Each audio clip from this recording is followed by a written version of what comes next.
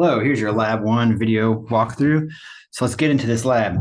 The first thing, as always, is we want to download our files to the proper location. So right click and save as.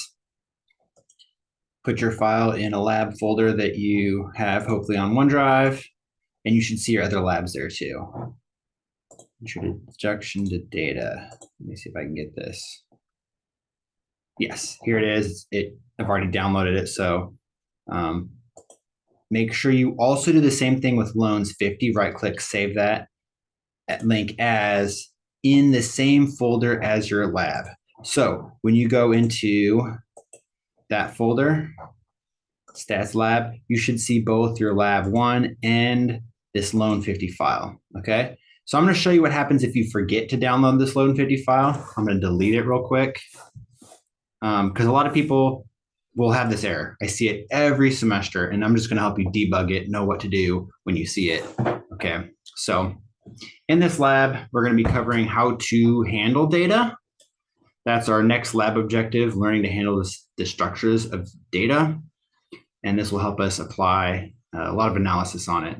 So before you go too much further, make sure you put your name here and leave the date. Okay, so what you see in your lab, I don't think we've talked about the files yet. You should see all the files you've worked on so far, and so including our lab one data. And when we work with data, we want to make sure we're working within that folder. So you can always run git working directory to see, hey, is this the file I think I'm working in? Stats labs, good to go. Okay, so there's nothing you can do other than check your lab folder if it's what you think it is. So is it where we think we are? Yes. And pretend I have my loans 50 file in there, okay? Because I want to show you what happens if you don't have that file in the same folder. When we go into reading in the data, we're going to use something called read CSV function, comma separated version. And when we run this bit of code here, if you see a red error that comes up below, hide my floating meeting control. It says I can't find that file in my directory. If you ever see this error when you're running your bit of code that uploads your data right here, loans 50, that means you just do not have your file added. So that means you forgot to save it here. So suppose I did have my file here. Now that that file is in my same folder, you see it pop up here.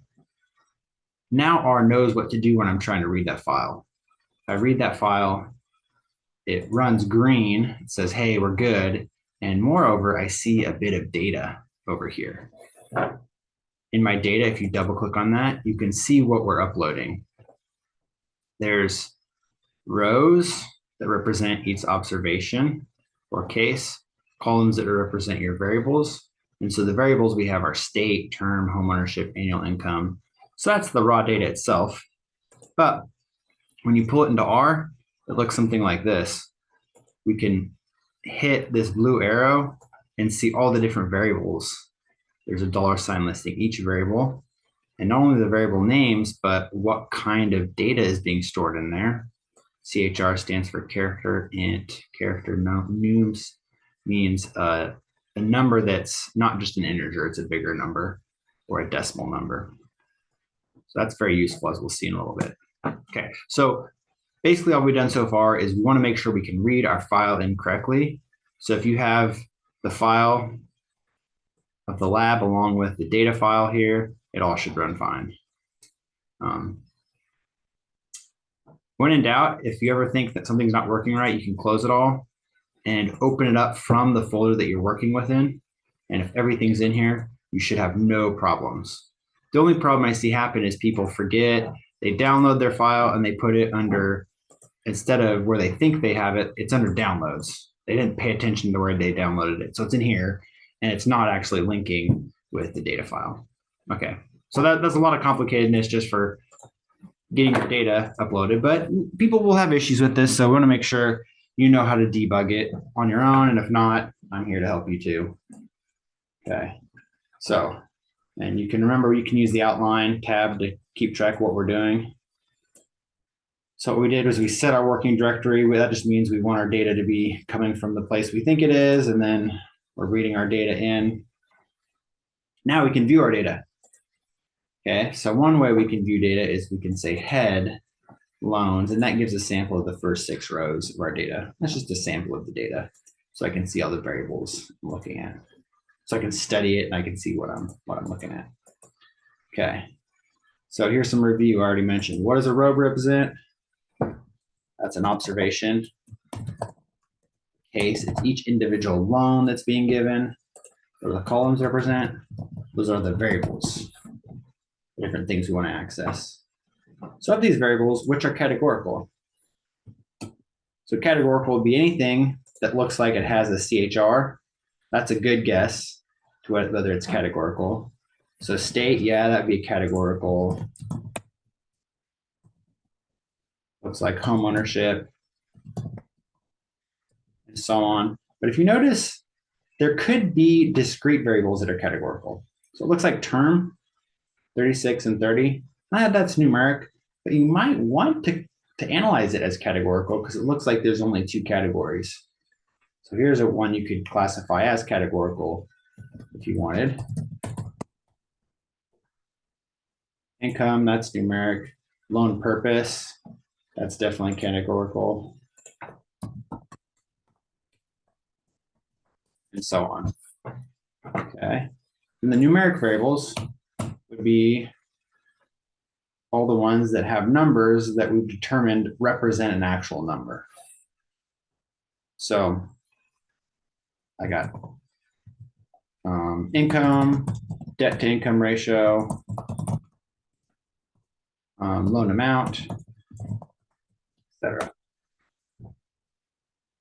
Now, when you come to something like bankruptcy, 0 and 1, that's very interesting. When you have a number that represents some kind of yes or no fact, 0 would mean no record of bankruptcy. 1 would be yes, record of bankruptcy. So that's actually categorical.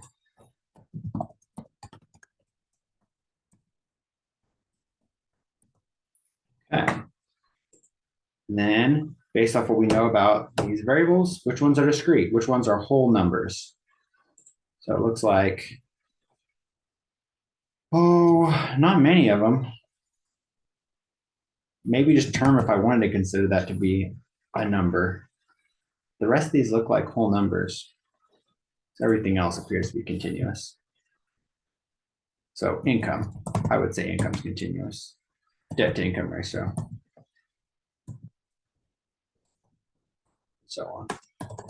Finish these. Okay, so that's just getting our data into R. What do we do with it? Next step is we can actually look at individual variables. So since loans is where all this information is stored, and you see there's a $ between that and the term name, I can access information in that variable by saying loans $grade. So if I run just the highlighted code, Control Enter, you can see these are all the grades of the loan. Okay, that's nice, but it still doesn't really tell me a lot. It's hard to read. Better thing would be to do is make a table of it. So any categorical variable we have, we can make a table of it. It automatically counts. There's 15 A's, 19 B's, and so on. So that's a really good way to summarize categorical data. So next thing we can do with categorical data is we can use a table to make up our plot. So what's this bit of code do? I say table, but then I store it into some variable called tab. And then I say bar plot, open parentheses, tab. So that makes a nice bar plot. That is even more enlightening, right? I can see the numeric difference between each variable. But it's still not great because I'm missing labels. I need to add an x-axis label, y-axis label. I need to add main. That's how we add the title and color. We can add some color to our graph. So here's how we do that. First thing we say is our table, comma. You don't have to put it on a new line, but I think it organizes better that way. Say xlab equals parentheses grade. Ylab equals parentheses. Since these numbers here are just however many A's, B's, C's loans, we could say count or number of loans here. And then loan grade is the title. I want to make my graph green. That's very efficient way to make a graph. You can get really good at making beautiful graphs using really basic codes, just like bar plot. Okay, so your next task is to make your own plot, bar plot of the home of the this should say home ownership variable. There was an error in there. Okay, how do I do that? Well, we've already done it once. Copy paste is your friend in this class.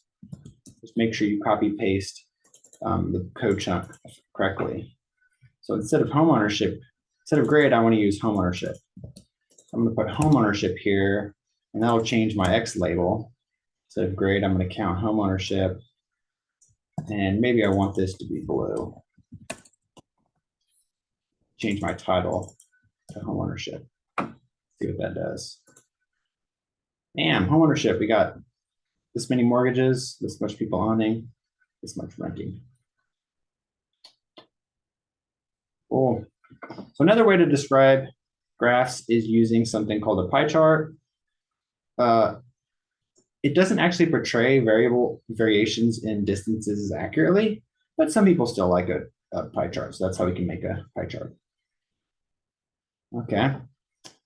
So task 10 says choose a variable of your choice, make a table of that variable, and then make a pie chart of that table of that variable. So here we go. Here's what we can do. And choose another variable. I'm going to do something that you shouldn't do. I'm going to use total income as my variable. Why is this a problem? Well, notice total income is a numeric variable. And I just asked you to make a plot of a categorical variable. Okay. If I make a table of a numeric variable, look what I get. For each individual income that's unique, I have a number for. And so if I want to make a pie chart of that,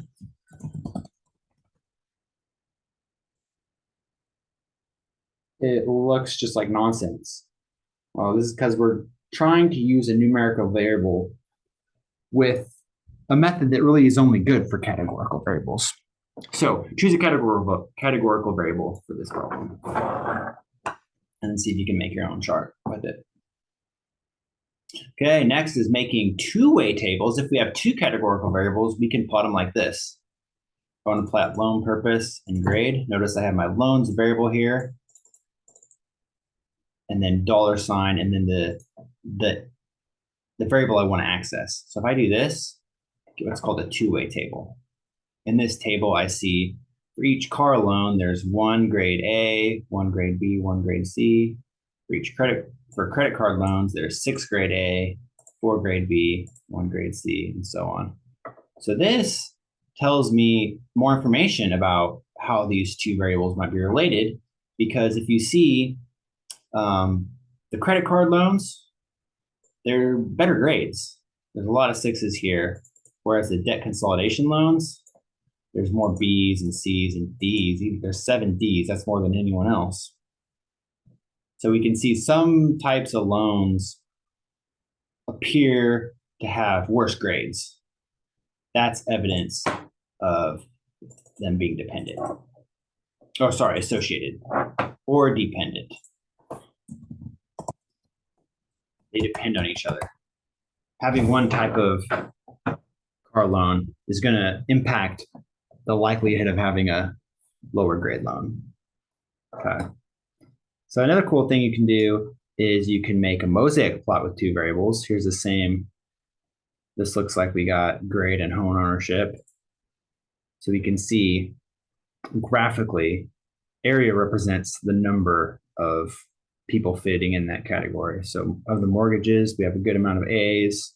Looks like no people owning have A grade loans, and a fair amount of people renting have A grade loans. You can see that changes over time. So it looks like mortgaging, you might have lower grade loans, C and D. There appears to be some kind of tendency to have lower grade loans if you're mortgaging above if you're renting. That's what it tells you. So for the last problem, I want you to plot any two variables you want, make sure they're categorical, and make a mosaic plot with them. See what that tells you. So if you see what we did earlier, we just copy pasted the previous code, right? So copy paste that, and then make sure you change the grade to something that's categorical. Let's say state or term. I think term is a category because there's only two outcomes. And then choose another categorical variable. And you change your labels accordingly, and you should be able to get that document submitted.